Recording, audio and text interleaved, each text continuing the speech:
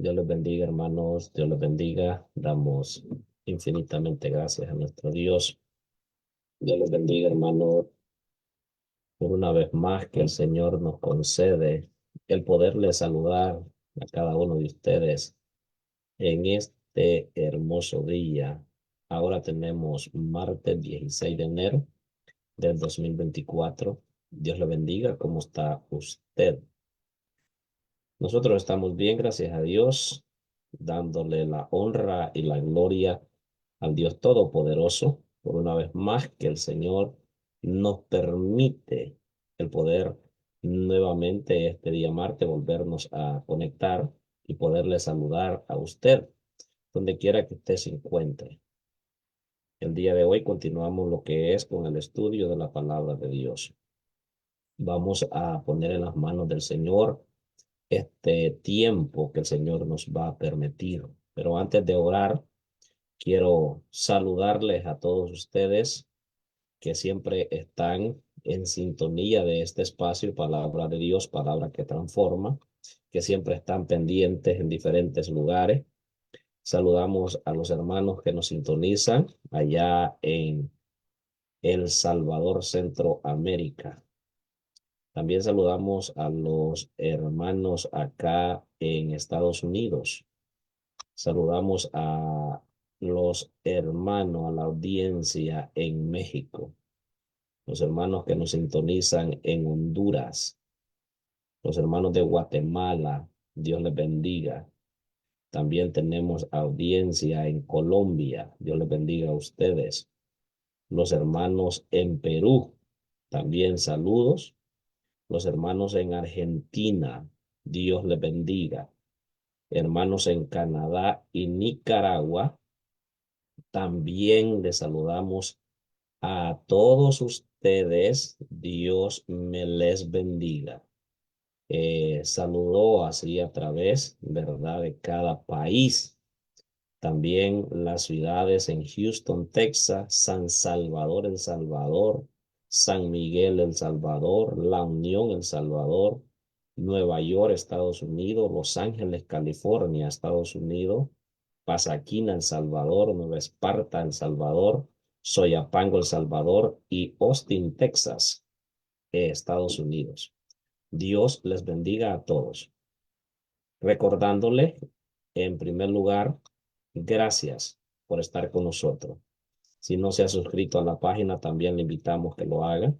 Y recordándoles, usted puede compartir lo que es el mensaje, la transmisión de las transmisiones que hacemos en vivo. Dios les bendiga. Creemos que será de mucha bendición para cada uno de aquellos que nos sintonizan todos los martes. Es una bendición. Así es que ahora sí, vamos a orar para poner en las manos de Dios este espacio. No olvide mandar su comentario, su saludo, de donde usted nos sintoniza. Tenemos hermanos ahí, como dije, en México, en Guatemala, en Honduras, Colombia, Perú, Canadá. Nos gustaría saber de qué ciudad nos está sintonizando usted. Así que vamos a orar y poner en las manos del Señor este servicio. Estamos contentos. Yo espero que usted se encuentre bien allí donde quiera que usted esté. Padre, venimos delante de tu presencia, dándote, Señor, la honra y la gloria, porque usted, Dios mío, se lo merece. Gracias te damos, Señor, por una vez más que usted, Dios mío, nos permite el poder, Señor, estar frente a esta cámara, Señor, para poder continuar, Señor, con el estudio de tu palabra. Te pedimos que abras nuestras mentes, nuestros corazones y el poder, Señor, atesorar lo que es el consejo de tu palabra. Bendice, Señor, a todos aquellos hermanos y amigos que se conectan a estas transmisiones, tanto en vivo como ya grabado. Señor, bendice sus vidas, que cada día, Señor, que nos conectamos a través de estas cámaras, a través de las redes sociales, sea usted también, Señor, alcanzando a aquellos, Señor, que te necesitan. En el nombre de Jesús te lo pedimos. Gracias, Señor. Amén y amén. Así que Dios me le bendiga, mis amados hermanos. Damos infinitamente gracias a Dios, porque Dios ha sido bueno con cada uno de nosotros. Estamos esperando a nuestro hermano Daniel que se conecte y luego estaremos entrando lo que es ah, el estudio de la palabra de nuestro Señor Jesucristo. Así que mis amados hermanos, estamos muy contentos por una vez más que el Señor nos permite a cada uno de nosotros, acá lo que es en la Unión Americana, estamos pasando lo que es un tiempo de una helada muy frío, pero gracias a Dios que no ha pasado nada más grave, sino que Dios eh, ha sido bueno con nosotros, nos ha cuidado, está con nosotros. Así es que es una bendición el poder estar aquí. Es una bendición el poder saludarles nuevamente a cada uno de ustedes. Envíe ese saludo, envíe ese mensaje. Usted lo puede hacer y de esa manera nosotros nos gozamos porque cada día, mis amados hermanos, las cosas que se están viendo, lo que es en diferentes partes del mundo, nosotros estamos viendo de que el cumplimiento de la palabra de nuestro Dios se está cumpliendo. Y yo creo de que hoy más que nunca es muy importante que cada uno de nosotros prestemos atención lo que es a la palabra de nuestro Dios. Cuando nosotros vamos a la palabra de Dios, nosotros vamos a ver, la Biblia nos habla a nosotros de que cuando miremos nosotros todas estas cosas, dice la Biblia, erguido vuestra cabeza, porque vuestra redención se acerca. Usted quizás puede decir, sí, todo el tiempo ha habido guerra, se ha levantado nación contra nación, y es verdad, todo el tiempo ha habido desde la humanidad e incluso desde que Dios sacó al pueblo de Israel de la tierra de Egipto para llevarlo a una tierra que fluye leche y miel. Dios, a través de la palabra de Dios, nosotros vemos de que Dios lo sacó con mano fuerte y tuvieron que pelear. En esa ocasión Dios peleó por ellos. Luego el pueblo, yendo por el camino, el pueblo fue desobedeciendo a Dios.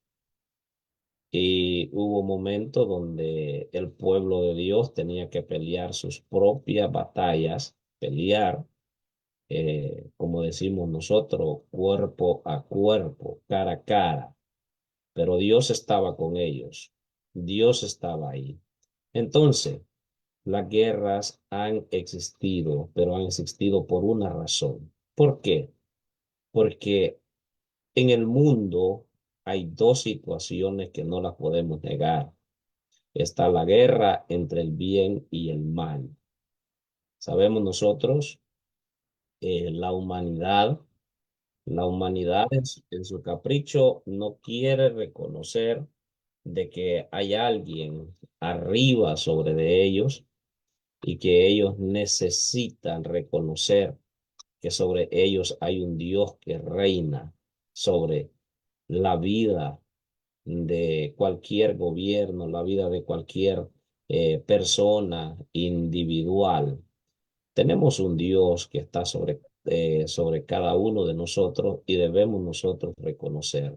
Pero tenga entendido ustedes que en el mundo espiritual hay dos guerras, la guerra entre el bien y el mal, y lastimosamente el hombre se deja llevar por lo malo. Así es que damos gracias a Dios, a todos ustedes que ya están conectados ahí, que están juntamente con nosotros. Dios le bendiga. Dios bendiga, hermano Daniel. Bienvenido, hermano Daniel. Damos gracias a Dios. Estamos muy contentos en tenerle una vez más acá en este espacio. Usted me dice cuando esté listo y así nosotros le pasamos lo que es el tiempo. Bueno, que el Señor les bendiga, un gusto saludarles. Como siempre, damos gracias a Dios por lo bueno que ha sido con nosotros. Hoy, este día, queremos hablar, como hemos venido nosotros tratando, el tema de Pablo. La semana pasada hablábamos de Pablo y sus primeros escritos y nos referimos especialmente a la carta de los romanos. Hoy quiero hacer una forma más generalizada porque también lo han pedido y queremos hablar un poco acerca del corpus paulino, es decir, del cuerpo paulino como tal. Una de las cosas que queremos resaltar hoy es cómo se fue formando este cuerpo paulino, este corpus paulino, que va a venir a formar esa cantidad de 14 cartas. Luego, posiblemente pudiesen ser solo 13 cartas y aún con una postura muy fuerte, solo 7 cartas bajo la tutela directa del apóstol Pablo. Otras 7 cartas bajo la tutela directa de la escuela paulina. En ningún momento estamos diciendo de que no las pudo haber escrito Pablo, sino bajo la tutela de la escuela paulina, es decir, bajo los principios de siempre hablar, en este caso, de sus discípulos y del mismo pensamiento de la escuela paulina. Entonces, pudiésemos decir en este caso así, que entra también la idea de la pseudoepigrafía. Algunos han de abordarla y aceptarla, y también existen principios, posturas en donde es difícil asimilar una pseudoepigrafía desde las cartas paulinas o desde el corpus paulino. Otro elemento también es cómo la carta, que vamos a hablarlo ahorita en este instante, la carta a los hebreos, que también se define como no carta, porque no tiene las características de una carta. Me refiero a las partes que tenía una carta en el mundo greco-romano. Todas las cartas que usted va a encontrar en el Nuevo Testamento, incluyendo la carta a Santiago, la carta del apóstol Pedro, las cartas de Juan, van a tener una característica, y es que siempre hay un saludo, hay un destinatario, hay un cuerpo de la carta, hay una exhortación y finalmente hay una despedida. Entonces, Hebreos no posee en ningún momento esas características. Usted lo puede notar, no posee las características de una carta como tal. No existe un saludo, no existe una despedida, solo existe un cuerpo, una exhortación como tal. Entonces, no llena las características de una carta. Ahora, que Hebreos se haya convertido al estilo de una carta, bueno, eso sí, no lo podemos negar, bajo un lenguaje y una tutela de la escuela paulina posteriormente a los primeros escritos del apóstol Pablo. Ya definimos también que el apóstol Pablo va a tener escribas o secretarios que también van a auxiliarle en algún momento. Casi nunca se habla mucho de eso, porque siempre damos por sentado de manera automática que el escritor de puño y mano ha sido el apóstol Pablo. Ahora, entonces, en una primera instancia estaríamos hablando de un Pablo escritor como la figura central en los orígenes del cristianismo. Esta figura central, estaríamos hablando de que, bueno, Pablo es un misionero, al mismo tiempo es un fundador de iglesias, y y se convierte en la tan discutida figura de apóstol. Tan discutida figura porque en los primeros 2 siglos, o en el primer siglo, mejor dicho, pero se va a fundamentar más en los primeros 2 siglos, los primeros 200 años, ¿a quién se le va a llamar apóstol? ¿O quién va a ser un apóstol? Entonces las características eran que, primero, de que este hubiese sido testigo ocular de la figura de Jesús. Testigo ocular de la figura de Jesús. Y en ese caso, el apóstol Pablo no es un testigo ocular de la figura de Jesús. Pablo no vio a Jesús frente a frente. Pudo haber conocido tal vez la figura porque es casi contemporáneo a él, pero no lo vio. Pablo solo además tiene un encuentro sobrenatural, a lo que le vamos a llamar la vocación de Pablo, el llamado de Pablo, y él lo va a decir que él se encuentra. Y todo lo que él enfrenta y forma y su ministerio le va a dar a él, pues, quizá la carta de presentación para que él se diga que es un apóstol. Entonces, él será una figura, un misionero, se va a convertir en un predicador como tal, y se va a convertir en un enseñador, se va a convertir en un maestro, Pablo, en un misionero y sobre todo en un fundador de iglesias. Le van a acompañar algunos y va a realizar en un aproximado de 3 viajes, un viaje misionero, un segundo viaje y un tercer viaje misionero.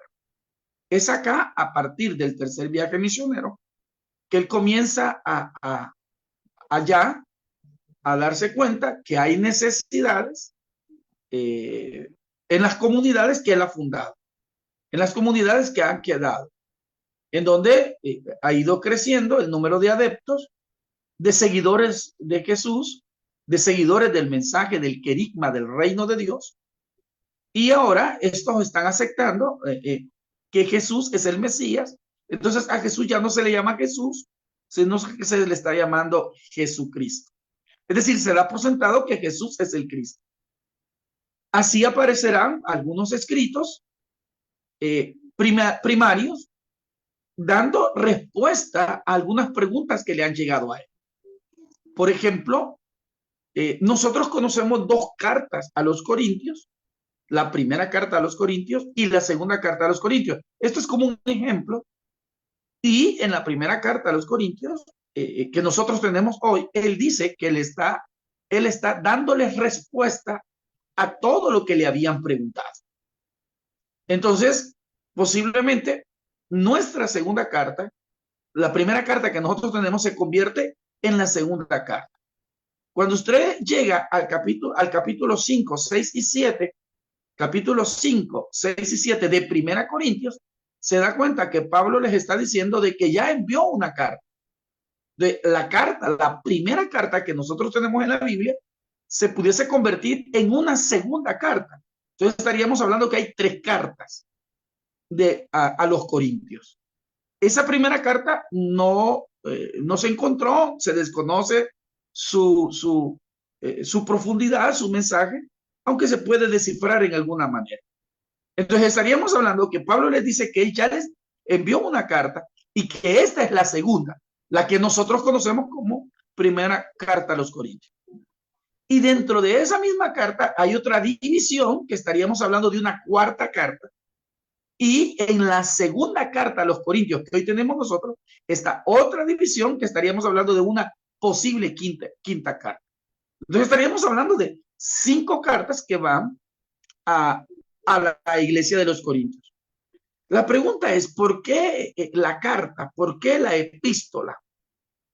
Bueno, era el método de comunicación más asertivo de aquel momento. Y entonces surge también la pregunta, ¿por qué una carta cuando la mayoría de gente no puede leer? Había un buen porcentaje. Bueno, de cada 100 romanos, de cada 100 romanos, aproximadamente los únicos que podían leer eran dos. O sea que era el 0.02% que de los que podían leer. Estamos hablando de un número muy pequeño que podía leer. Por eso les mencionaba yo el valor que adquiere la diaconisa Febe, porque un portador de una carta tenía que saber leer, entonces Febe podía leer. O sea, eso en aquel tiempo, hace 2000 años, nosotros hoy decimos, una mujer leyendo. No, hace 2000 años que una mujer pudiera leer, estamos hablando de que se está abriendo en un campo muy masculinizado, muy masculino, y entonces muy machista y muy reducido en personas que pudiesen leer y escribir. Febe lo hace. No lo puedo pasar por alto y tendré que seguirlo repitiendo, porque no puedo pasar por alto esa figura de la diaconisa Febe. Siempre lo van a escuchar de mi boca porque para mí cobra mucho valor. Ahora, si hay un porcentaje tan pequeño, ¿por qué buscar el método de la carta? Bueno, una de las cosas que vamos a encontrar en la misma escritura es que primero es el método por excelencia, primario, para poder desarrollar algunas respuestas y contestar y comunicarse. Comunicarse, sobre todo, era el método para comunicarse. Había una desventaja con las cartas, y es que las cartas no eran así tan solamente privadas. Una carta privada nada más era la carta que enviaba el emperador. El emperador con sus generales llevaban un anillo, un sello que no se podía abrir hasta que llegaba a las manos del emperador, o viceversa, hasta que llegaba del emperador a sus generales. De lo contrario, toda carta, si habían cartas personales, sobre todo las que eran las otras, eran las personales, estas cartas eran abiertas porque tenían que leerse en algunas aduanas y se leían porque se tenían que estar como lo que hoy le diríamos un filtro. Es decir, que las cartas no sirvieran como medio de sedición o como un medio de poderse sublevar contra el imperio. Quiere decir que esto sirvió en algún momento que los contenidos de las cartas que nosotros hoy tenemos, le voy a mencionar, primera carta tesalonicense, segunda carta tesalonicense, Gálatas, Efesios, Filipenses, Colosenses, Corintios, primera Corintios, segunda Corintios. Todas estas cartas, en algún momento, de manera indirecta, tuvieron que haber sido escuchadas por los militares del imperio. Eso ya era una forma de cómo Dios hizo que esta gente escuchara la palabra de Dios. De manera ellos no querían escuchar. Otro elemento que si ya damos por sentado que Pablo es un escritor y que se auxilia de algunos, como lo va a decir Primera Tesalonicenses 5:27, o como lo va a decir el Segunda de Pedro capítulo 3, 15, 16, fueron escritas bajo esa autoridad apostólica que se le había conferido de una forma divina, es decir, en algún momento llamarse apóstol, ¿verdad? Y una utilidad muy fuerte de ser apóstol, como Pedro lo va a decir. Pedro va a decir, nuestro hermano Pablo escribe cosas difíciles de comprender, ¿verdad? Pero también Pedro escribe bajo la seguridad que él fue testigo. Él dice lo que nuestros ojos vieron, lo que nuestras manos palparon, lo que nuestros oídos escucharon. Es decir, él está seguro lo que va a escribir en su carta. Entonces, los destinatarios originarios a los que se les escribía estas cartas era buscando darles respuestas a problemas específicos de ese lugar. Van a ser pocas las cartas que van a tener un mensaje en cierto grado universal. Realmente no va a ser un mensaje universal. Cuando hablamos de universal era porque era para varios lugares, pero realmente las cartas respondían a una necesidad específica. Corintio tenía unas necesidades Roma poseía otras necesidades muy peculiares y muy diferentes a la de Corinto. Éfeso tenía otras necesidades muy peculiares y muy diferentes a las de Roma y a las de Corinto. Filipo, los hermanos de Filipo tenían otras necesidades, o sea, a lo que quiero llegar es que cada carta va a responder a una necesidad específica, a un lugar y a un momento específico de esas comunidades. Entonces, por eso, por ejemplo, Colosenses capítulo 4, texto 16, va a instar a que estas cartas sean leídas también en otras comunidades. Si usted lee Colosenses capítulo 4, texto 16, usted va a encontrar de que se está motivando a que esta carta sea leída en otras comunidades. Esto es bien interesante, porque dice que sean leídas en otras comunidades. Entonces quiere decir que estas cartas se fueron leyendo de comunidad en comunidad, se fueron leyendo de comunidad en comunidad, y así fueron dando pauta a eso. Otro elemento de cómo se fue formando el cuerpo paulino es sobre los textos que se van a utilizar en otros escritos. Ahora bien, ¿qué se escribe primero? ¿Qué se va escribiendo primero? Hay que entender, mis amados hermanos, y aquí hago una pequeña pausa, y es que las cartas que Pablo escribe, y también las demás cartas, Pedro, Santiago, Juan, en ningún momento, oiga bien esto, en ningún momento las cartas, en ningún momento, las cartas van a dar la pauta que sean escritos divinos. Esto quiero también dejar por sentado. Es una carta que se está haciendo respondiendo a una necesidad de una comunidad cristiana, una comunidad religiosa, pero en ningún momento este escrito se está haciendo con una actitud de un escrito sacro, un escrito divino. Esto ya lo he explicado, pero debo de volverlo a mencionar. Nunca Pablo pensó que sus cartas se hubieran convertido en un corpus, en un canon que iba a convertirse en un libro o en una Biblia posteriormente. O sea, Pablo nunca dijo, voy a escribir esta carta respondiendo a estas necesidades, pensando de que se tenía que incluir a lo que él llamaba las escrituras. Por ejemplo, cuando se habla que toda escritura es inspirada por Dios, en ningún momento se está hablando del Nuevo Testamento.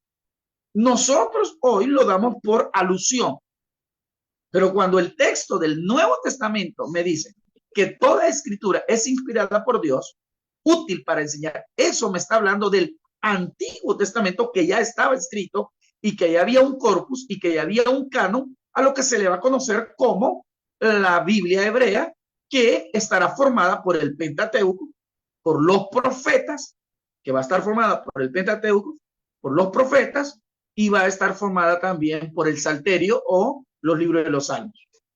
Entonces, eso lo vamos a encontrar así. Es decir, el canon del Antiguo Testamento ya está recopilado. Entonces, a este canon, a estos libros, al Pentateuco, la ley, Génesis, Éxodo, Levítico, Número, Deuteronomio, a los 12 libros de los profetas que tenemos nosotros, más el corpus que se le va a llamar los libros como tal, del Salterio, que son los Salmos, eso ya van a estar recopilados. A eso exactamente se le va a llamar escritura. Siempre que Pablo y aún Jesús habló de las escrituras, se está refiriendo a ese Antiguo Testamento, que nosotros le llamamos hoy Antiguo Testamento, que algunos le llaman la Biblia hebrea o algunos le llaman, pues, los Ketubim, ¿verdad? Los Nevi'im y la Torá. Entonces, no es, nunca estamos hablando del escrito del Nuevo Testamento, sino que somos nosotros los que le damos la categoría de sacro posteriormente cuando el canon se forma y a Jerónimo se le da pues el detalle de que él forme un canon y recopile los libros, las cartas de lo que ya anda ambulante. Entonces, hay una serie de cartas que ya andan ambulantes, además de las cartas de Pablo. Muchas cartas que andan ambulantes y que van de comunidad en comunidad. Cartas que se identificaron y que se están leyendo en todas las comunidades. No solo son 14, fueron múltiples de cartas que se leyeron en todas estas comunidades. Muchas de estas cartas fueron siendo desechadas por su contenido. ¿Y quién? Bueno, porque se fue formando un grupo colegiado, un grupo de ancianos, ministros, posteriormente al año 100. Posteriormente al año 100, ya muertos los apóstoles, ellos dicen, bueno, entonces, ¿cuáles son los escritos fidedignos? Es decir, ¿a qué escritos tenemos que ponerle nosotros atención? Bueno, ya tenemos los escritos de Moisés, ya tenemos los salmos, ya tenemos los escritos de los profetas. Y por eso nos va a decir Éfeso, la carta a Efesios, edificados sobre el fundamento de apóstoles y profetas. Entonces ellos dicen, ya tenemos los escritos de los apóstoles y ya tenemos de los profetas. Pero la pregunta es, ¿cuáles son los escritos fidedignos de los apóstoles? Y entonces aquí es donde los primeros ancianos, obispos, le van a dar fidelidad a ciertos textos que el apóstol Pablo pudo haber escrito y que pudo haberse desarrollado en esa escritura.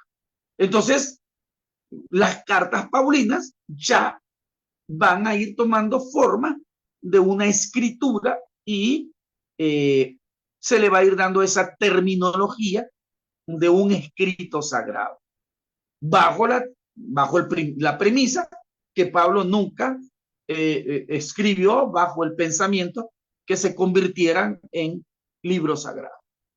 Entonces, lo que vamos a encontrar es que hay un grupo de personas, de hombres, predicadores, ancianos y maestros, entre otros, que van a ir determinando ya posteriormente eso. Por ejemplo, es bien difícil determinar, pero solo le voy a mencionar algunos casos.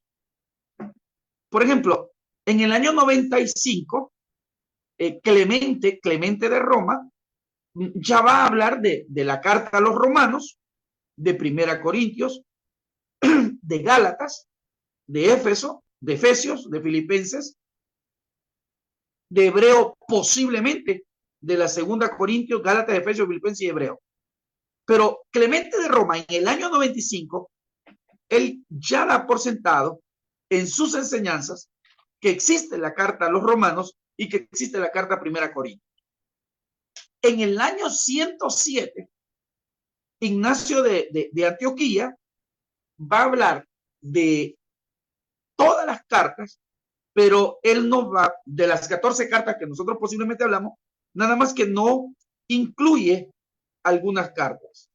Por ejemplo, Ignacio de Antioquía no menciona Segunda Tesalonicenses, no menciona Primera Timoteo, no menciona Segunda Timoteo, no menciona a Tito, no menciona a Filemón, menciona a las demás.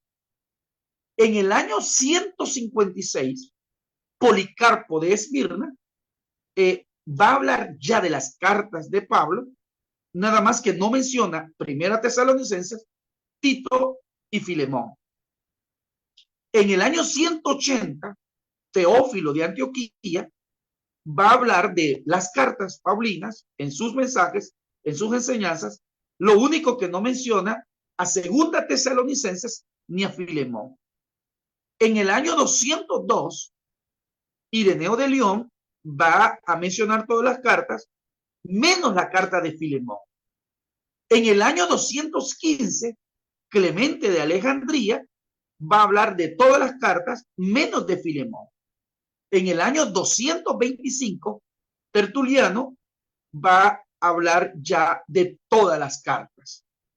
En el año 254, Orígenes, un hombre muy conocido de los padres de la iglesia, va a hablar de todas las cartas. Es decir, que lo que yo le he mencionado es que entre el año 100 y 200 ya se van a mencionar que existen cartas.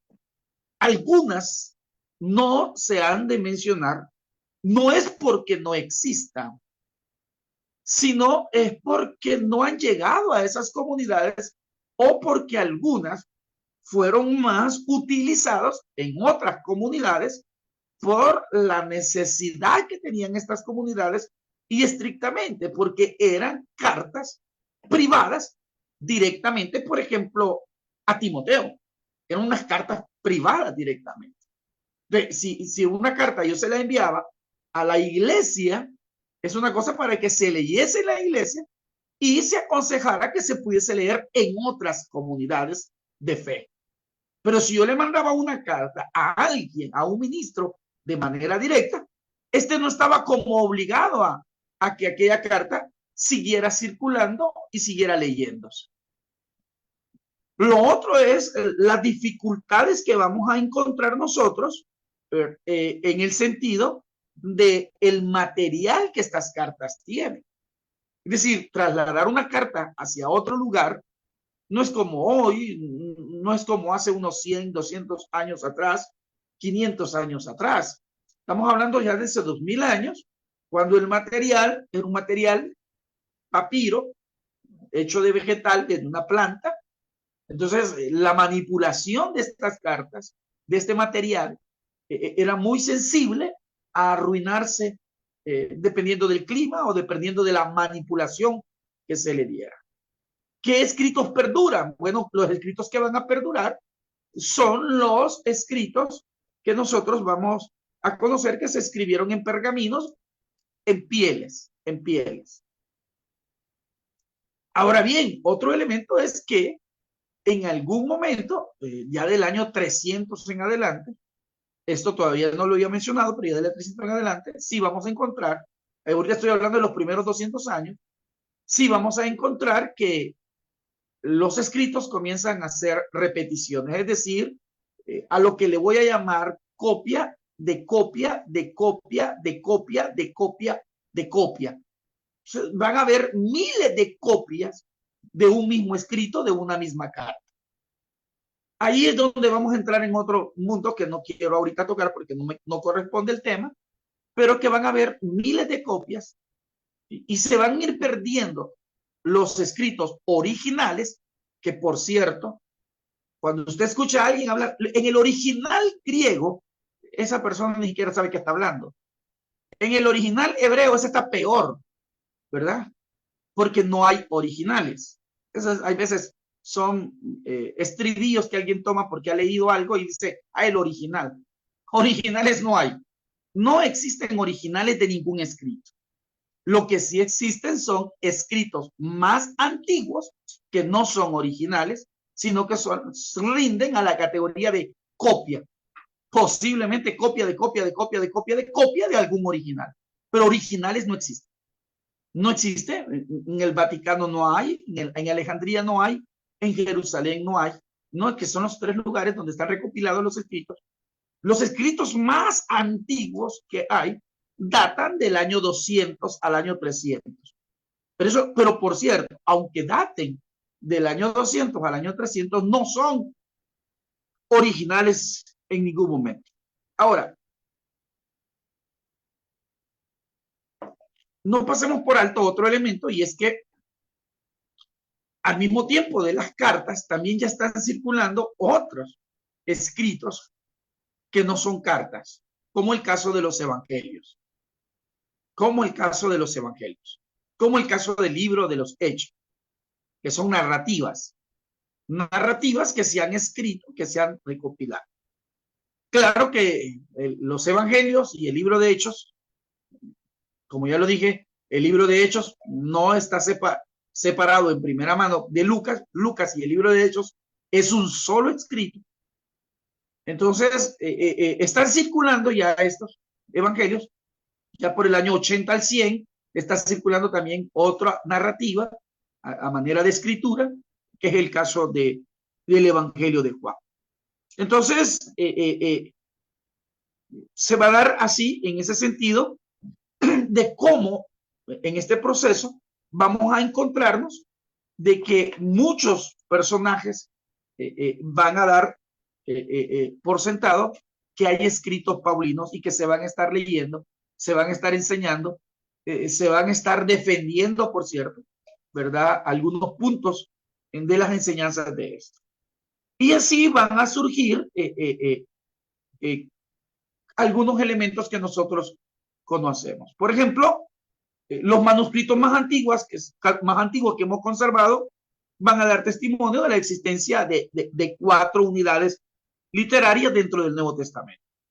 Los evangelios, los hechos de los apóstoles, las cartas universales, al mismo tiempo, las cartas paulinas y el género apocalíptico. Ahora, ese proceso que se va a dar para la colección paulina va a tener una estrecha relación con lo que va a ser los 4 evangelios. Ahora, ¿por qué? Porque ya para el año 100, como lo mencioné, ya circula un grupo, así, una colección de cartas. Ya no circula solo la carta a los romanos, sino que para el año 200 al 300, del año 150 aproximadamente al 300, ya están circulando una colección de cartas. Es decir, ya andan juntas, ya se están leyendo aproximadamente Romano, Gálatas, ya se están leyendo. O sea, ya hay una colección. Y entonces, posiblemente hubiese solo 13 porque Hebreos no se incluye. Y ya había como un orden también. Ya había como un orden. ¿Y cuál era el orden que está circulando ya posiblemente entre el año 100 y el año 200? Bueno, la característica que va a circular en esta colección de cartas es que se va a poner de la carta más larga a la más corta. Por eso es que nos va a aparecer la carta a los romanos como primera. Fíjense, ¿por qué tenemos la carta a los romanos? Porque es la más larga. Y ya va a tener se va a ir teniendo la idea de tener la carta más extensa a la carta más corta. Y van a estar divididas en 2 bloques por la naturaleza, oiga bien, por la naturaleza de material, no por la naturaleza de contenido, sino por la naturaleza de material. Entonces, además que va a ir desde la más extensa a la más corta, también van a estar divididas en 2 bloques. Las primeras, que son las que van dirigidas a las comunidades, a Roma, a Corinto, a Éfeso, a Filipo, a Colosa, y luego las que van a estar dirigidas a personas individuales. Entonces, si ahora usted encuentra eso en la escritura, se va a dar cuenta que por eso la carta a Filemón, la carta a Tito, aparece posteriormente. No es en ningún momento que tienen menos carga doctrinal o menos importancia. En ningún momento. No es eso, no es eso, sino que rinde a lo que va a ser el estilo de cómo se van a recopilar por la naturaleza del material. Es decir, para cargar estos materiales, la más extensa era la que se ponía debajo y posteriormente las más cortas, las más pequeñas, se iban poniendo encima. Cuando estas se enrollaban, la que servía de protección era la más grande. Es la lógica, pues.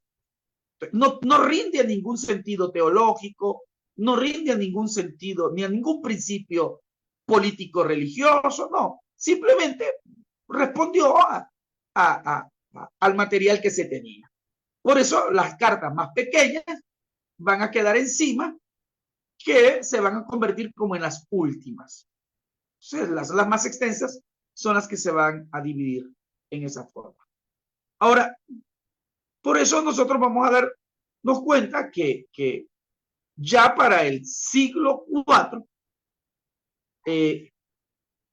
se va a estar transmitiendo ya algunos elementos que nosotros hoy podemos determinar. Ya tenemos para el siglo IV, ya tenemos lo que hoy conocemos nosotros como nuestro canon bíblico. Ahora, esto, mis amados hermanos, nos permite detallar de cómo la iglesia comenzó a tener ya un orden, a hablar de las cartas paulinas y a formar lo que nosotros conocemos como libros canónicos o libros que van a estar. Por ejemplo, para el siglo II, vea usted cómo se manejaba el orden de las cartas.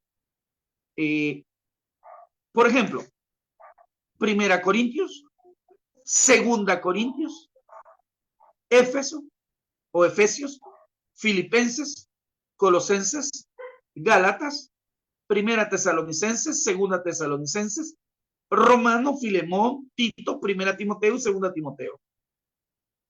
Ya, esa era la forma en cómo ya se le había ordenado. Se había ordenado un primer canon de cartas paulinas.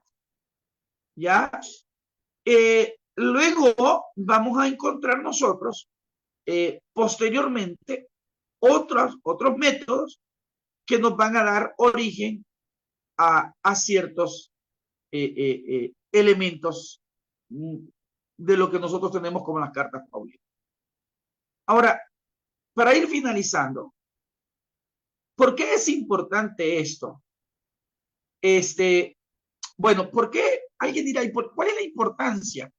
Bueno, es que otra de las cosas es que esa concentración de cartas, yo he hablado así de una sola vez, ¿verdad?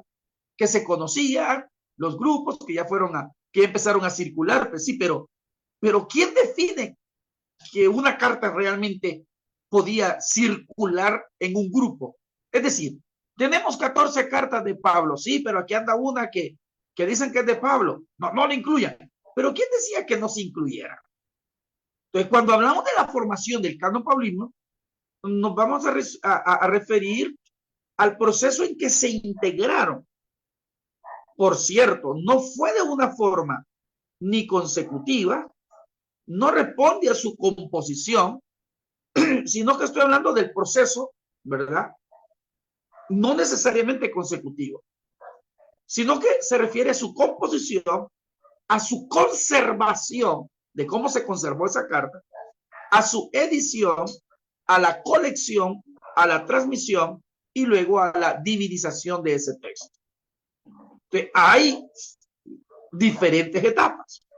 Uno es cuándo se escribe, otro es cómo se conserva esa carta, la otra es cómo se edita esa carta, es decir, si hay retoques a esa carta, la otra es cómo entra a la colección de cartas y la otra es cómo se va a transmitir esta tradición paulina y la otra es cuándo esta tradición paulina se convierte en algo canonizado, es decir, en un escrito divino.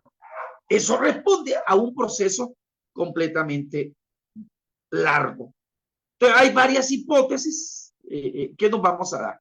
Ahora, lo que sí es que cuando en la primera ocasión que estas cartas se leen, es decir, en la primera instancia que Corinto escucha el mensaje de Pablo a través de su carta, que Roma, los hermanos de Roma, escuchan,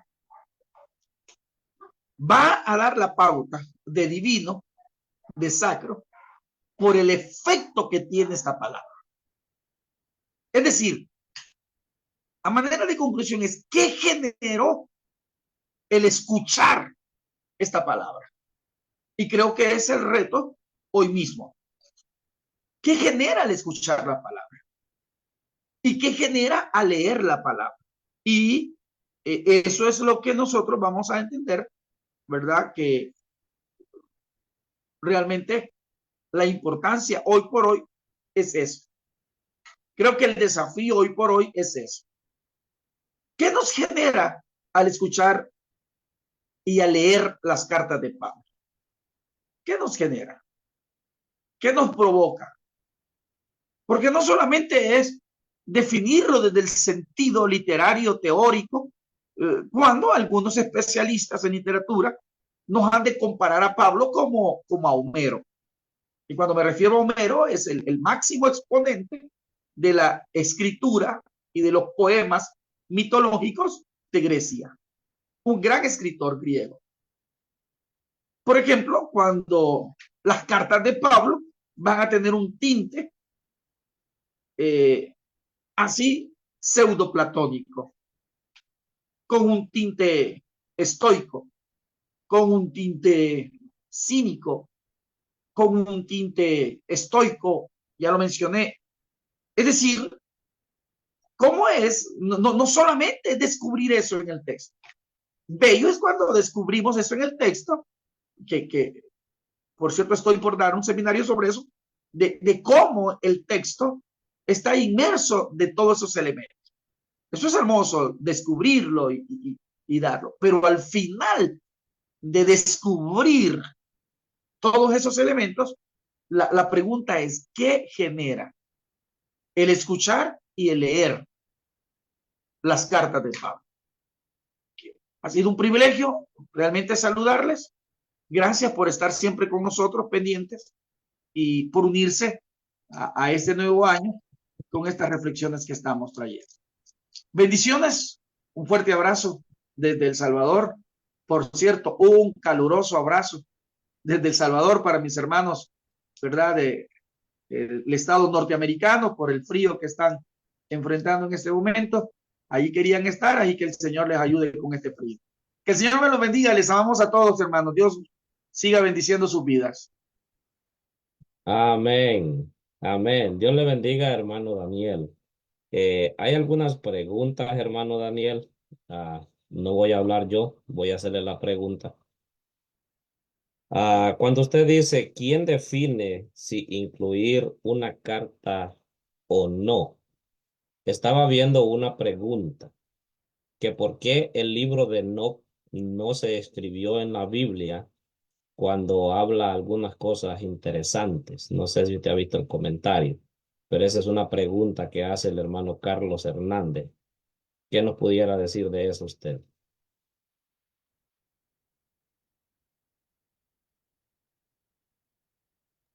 Repítame la pregunta, por favor, Leo. ¿Por qué no se escribió el libro de Enoc o por qué no se agregó el libro de Enoc a la Biblia? Bueno, le he de mencionar que hay muchos libros que no se incluyeron. Hay muchos libros. Por ejemplo, hay un libro, Pastor de Hermas. Es en el Nuevo Testamento. No se incluye. Y cuando se hace la investigación de por qué no se incluye, es por un error. Es por un error simplemente de edición. De edición.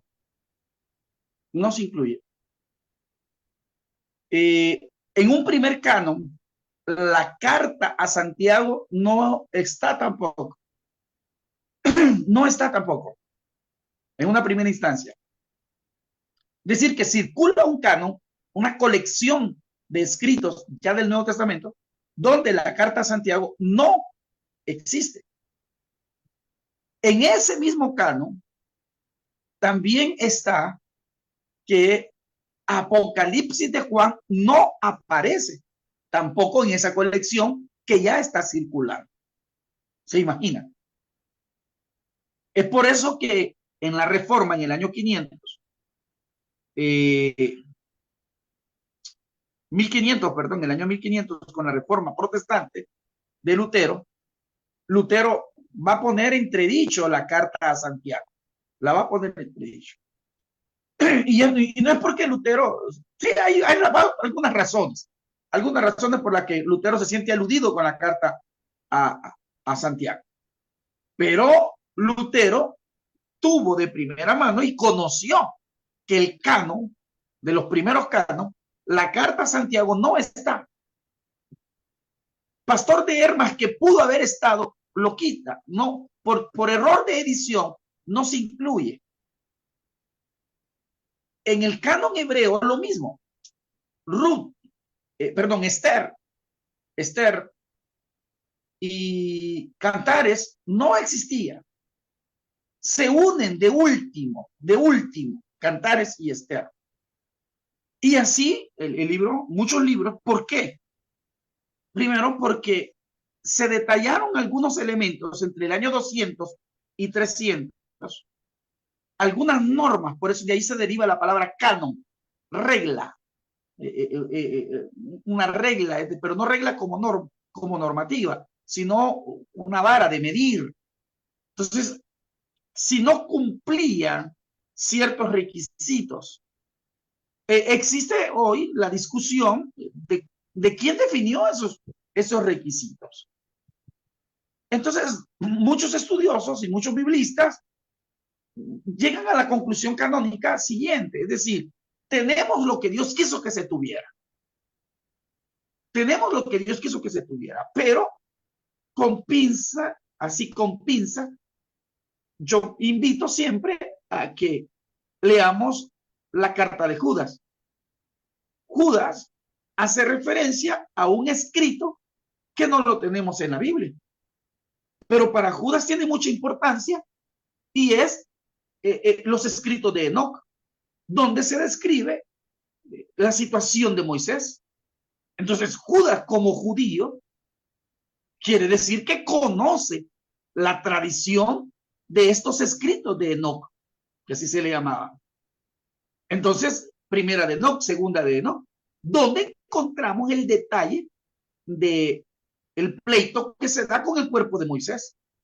¿Por qué Judas hace referencia a ese escrito? Sencillo, porque la conocía la tradición. Sencillo, porque se había leído esa tradición. Sencillo, porque existía ese escrito. Y sencillo, porque no le tenían miedo a tal escrito. Entonces, hay algunas normativas y algunas reglas y algunas normas que algunas van a ser discutidas hoy en día, pero hay algunas que también dan la pauta del por qué se definen como posibles razones por las cuales no están. Hay algunas, por ejemplo, que atenta contra la doctrina de la iglesia, sobre todo una doctrina muy esencial que es la idolatría.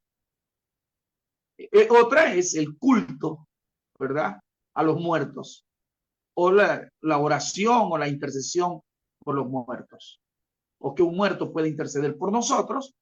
Eso, ¿verdad?, el culto a los santos.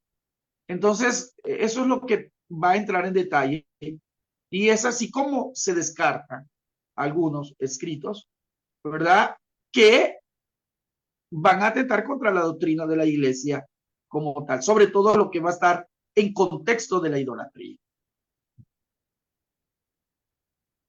Amén, amén. También hay otro pensamiento donde se cree de que el libro de Enoc no se escribió o no se agregó al canon bíblico, como usted dice que hay muchas cartas, de que carece de mucha información, tanto de evidencias como hablan los otros libros acerca de Dios. La otra pregunta, hermano Daniel, cuando se habla de copia, se entiende de duplicar el documento el mismo o se habla de un documento diferente, porque está la pregunta que cuando se hace copia, si se escribe se puede perder alguna esencia o alguna palabra. Mire, de esa pregunta, solo de esa pregunta pudiésemos hacer ¿qué? Hoy, una hora más solo, pero voy a tratar de resumirla, solo con esa pregunta, porque es muy interesante y muy excelente. Cuando hablamos de copia, estamos hablando que se tiene la carta que Pablo manda, la primera. Y entonces esta comienza, y como ejemplo en la carta de Colosa que dice, léanla en otras comunidades. Esta carta se lleva a otra comunidad, la leen. Se lleva a otra comunidad, la leen. Pero por la naturaleza de material, en el traslado, ya está recibiendo deterioro. Se está deteriorando. Entonces aquí surge lo que nosotros vamos a conocer como el mundo de los escribas. Y entonces hay que escribir. Entonces, ¿qué se hizo? ¿Qué se hizo? Se agarró esta y comenzaron a escribirla. Y el método para que perdurara, porque ya circulaba, bueno, esto ya surge, lo que voy a mencionar surge después del año 300, es repetir esa copia. Y hay detalles. Por eso les digo, solo esto, quizá tendríamos que hablar de una sola, en un solo tiempo, porque es bien extenso. Entonces, cuando hablamos de copia, estamos hablando del original. Pero se dio un elemento. Si yo lo pongo a usted a hacer una copia, puede haber un escrito fidedigno desde la naturaleza de quién lo está haciendo. Uno. Dos. Los escritos no están divididos en capítulos ni en textos. Eso es otra cuestión. O sea, ¿cómo defino que aquí hay un punto y aparte? 3. Se escribe en primera mano todo junto, con mayúscula. Todo va a ir junto. No hay palabras separadas. 4. Se escribe luego en minúsculas. Todo junto, no palabras separadas. O sea, van a pasar años para que estos se definan por capítulos y textos. Años. Eso es una cuestión. Ahora, lo otro es que una palabra, una frase, le voy a poner un ejemplo. Hay dos ejemplos que yo siempre manejo en esto. El caso de la muerte de Jesús. Dicen algunos, le dice el Señor Jesús a uno de los que están muriendo con él: yo te digo que hoy estarás conmigo en el paraíso. Yo te digo que hoy estarás conmigo en el paraíso. Pero con una lectura y una separación de signos ortográficos, que también los signos ortográficos responden hasta la modernidad. Entonces, le puedo cambiar también el sentido del sintagma de la palabra. ¿En qué sentido? Te digo hoy, estarás conmigo en el paraíso. Ya cambió todo. Yo te digo que hoy estarás conmigo en el paraíso. Pero también le puedo cambiar el sentido. Te digo hoy, estarás conmigo en el paraíso. Ya cambió. Y ya esos dos puntos de lectura y de pausa me han dado dos teologías y dos doctrinas diferentes. Eso, imagínense, dos doctrinas diferentes. Hay otro texto que lo utilizamos nosotros muy seguido, lo escuchamos, hasta lo predicamos, y dice: porque el que tiene esta esperanza en él se purifica a sí mismo, así como él es santo. Estoy parafraseando la frase. Pero si yo leo ese texto, algunos no lo dicen así y no lo leen así, sino dice: el que tiene esta esperanza en él se purifica. Ya cambió también. ¿Me entiende? Entonces, ¿qué quiere decir? Quiere decir que la dificultad que se dio o que se presentó al momento de hacer las copias de las copias es hasta dónde hubo fidelidad de trasladar de manera original lo que se escribió. Añadido a eso, hay otros elementos, por ejemplo, errores de tinta, cansancio, tinta que se corrió. Bueno, hay detalles que hasta insectos se posicionaron sobre los escritos porque era tinta y este insecto movió la letra y en el griego una rayita más, una pancita más, dice otra palabra, dice otra cosa. Entonces vinieron los posteriores copistas, ya no escribas, sino copistas. Allí vamos a hablarle de copistas porque son copias. Entonces pusieron a la par, así a los lados de estos escritos, una breve explicación de ese posible error que pasó ahí. Entonces él decía, aquí posiblemente está borroso, le falta una letra o hay tinta corrida. Entonces ellos pedían que se tomaban el detalle y escribían o escribieron elementos y dijeron, vamos a dar y dieron una explicación. Posteriormente, años más tarde, otros copistas agarran esto y dicen, pero esta explicación está bonita. Entonces vienen y la ubican dentro del texto. Es a lo que se le va a llamar interpolación en los textos. Añadiduras. Y no estamos hablando, porque alguien me va a decir, sí, pero el que le quite y el que le ponga. No, eso se refiere a Apocalipsis nada más, por cierto. No se refiere a todo. Entonces usted me está diciendo de que sí, hay interpolaciones. Hay textos que se añadieron posteriormente, que se dieron una breve explicación posteriormente. Pero eso que no se me vaya a rasgar nadie la vestidura y que no me vaya a dejar nadie el evangelio, ni no vaya a declarar nadie herejes tampoco, más de lo que ya estamos, sino que en el sentido es de cómo de una manera científica me doy cuenta de lo que se pudo haber dado al momento del traslado. Por eso lo dije anteriormente, y el que no escuchó esto, se lo voy a decir. Por eso los biblistas llegan a la conclusión canónica de decir, tenemos lo que Dios quiso que tuviéramos. Y eso es lo que tenemos como escritura.